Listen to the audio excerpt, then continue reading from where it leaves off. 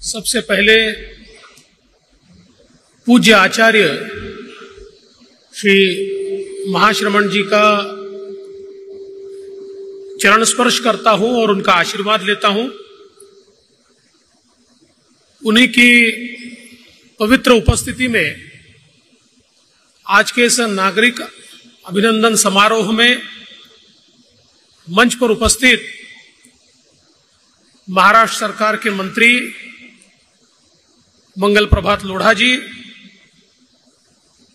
साथ ही में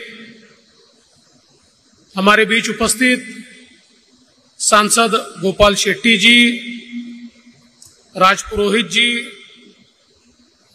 गीता जैन जी, नरेंद्र मेहता जी,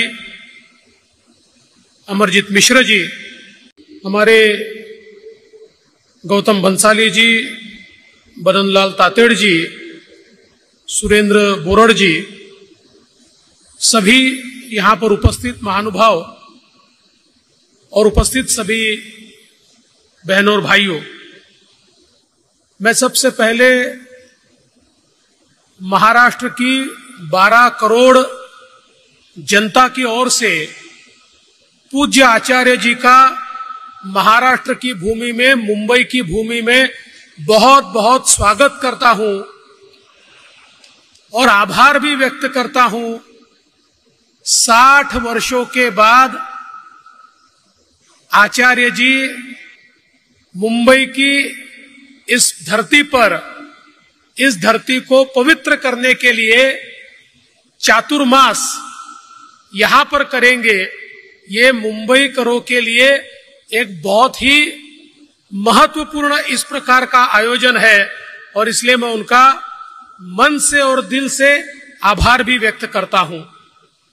हम सभी लोग जानते हैं कि पूज्य आचार्य जी ने जिस प्रकार से हमारे देश में एक नशा मुक्ति के खिलाफ आंदोलन छेड़ा है, 1 करोड़ से ज्यादा लोगों को नशा मुक्ति का संकल्प दिलाने का काम पूज्य आचार्य जी ने किया है और मैं ऐसा मानता हूं कि आज इससे बड़ी समाज की और देश की सेवा दूसरी नहीं हो सकती कि हमारे समाज को और हमारे देश को हम नशे से मुक्त करें और हमारी आने वाली जो पीढ़ियां हैं उन्हें हम संस्कार दें और नशे से दूर रखें।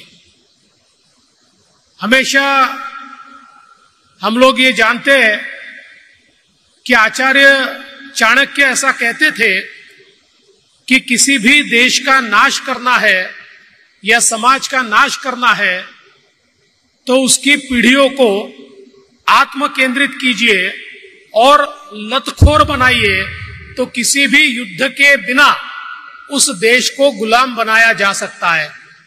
और आज हम लोग देखते हैं बड़े पैमाने पर हमारे देश में पड़ोसी देशों से ड्रग्स स्मगल करने का, हमारे देश के बच्चों को लतखोरी में डालने का, नशे में डालने का एक बहुत ही प्रयास लगातार चल रहा है।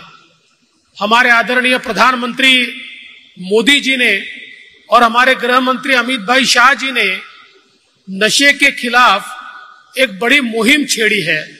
हम लोग लगातार ड्रग पेडलर्स को पकड़ने की कोशिश कर रहे हैं, इनके जो आका है उनको पकड़ने की कोशिश कर रहे हैं, लेकिन ये लड़ाई तभी सफल होगी जब इसके पीछे एक आध्यात्मिक ताकत खड़ी होगी, जो ताकत हमारे बच्चों को, हमारे युवाओं को मन का संकल्प देगी, मन की ताकत देगी और हमारे युवा जिस समय स्वयं ही इन नशों से दूर होंगे तो मुझे ऐसा लगता है कि ये लड़ाई हम तभी जीत पाएंगे। ये लड़ाई केवल पुलिस के भरोसे या कानून के भरोसे नहीं जीती जा सकती, ये नैतिक मूल्यों के भरोसे जीती जा सकती है, ये संस्कारों के भरोसे जीती जा सकती है और उन नैतिक मूल्यों को और संस्कारों को हमारे समाज में लाने का काम ये हमारे आचार्य श्री महाश्रमण जी कर रहे हैं, इसलिए मैं उनका बहुत बहुत आभार व्यक्त करता हूं। ये जो कार्य आपने किया है, मैं ऐसा मानता हूं हमारे देश को एक शक्तिशाली देश बनाने में एक बहुत महत्वपूर्ण इस प्रकार का यह कार्य सिद्ध होगा। और इतना ही नहीं, तो उन्होंने सुखी जीवन का रास्ता भी हमको बताया है। उनके लेखन के माध्यम से, उनके विचारों के माध्यम से जीवन में सुख क्या है ये हमें पता चलता है। भौतिकता की लड़ाई में हम लोग ऐसे लड़ रहे हैं कि जीवन के सुख को भूल गए और भौतिक सुखों को ही हमने सुख मान लिया। लेकिन असली सुख क्या है ये आचार्य श्री ने हमको बताया। और मैं ऐसा मानता हूं कि आचार्य जी के विचार जिनके समझ में आएंगे वो जीवन में दुखी नहीं हो सकते, वो जीवन में अभाव में भी सुखी रहेंगे। ऐसे विचार आचार्य श्री ने हमको दिए हैं। इसलिए मैं आज मुंबई की और महाराष्ट्र की तमाम जनता की ओर से आचार्य जी का बहुत बहुत अभिनंदन करता हूं। और इस चातुर्मास में उनके माध्यम से लाखों लोग लाभान्वित होंगे, लाखों लोगों तक संस्कार और विचार पहुंचेंगे। इसलिए उनका भी आभार व्यक्त करता हूं। और जिन्होंने यहां पर चातुर्मास का आयोजन किया, उस आयोजन समिति का भी आभार व्यक्त करता हूं कि आपने पूज्य आचार्य श्री को, जो हमारे राष्ट्र संत है, उनको यहां पर आपने निमंत्रित किया। इसलिए आपका भी आभार व्यक्त करते हुए अपने शब्दों को विराम देता हूं। जय हिंद, जय महाराष्ट्र, जय जिनेंद्र।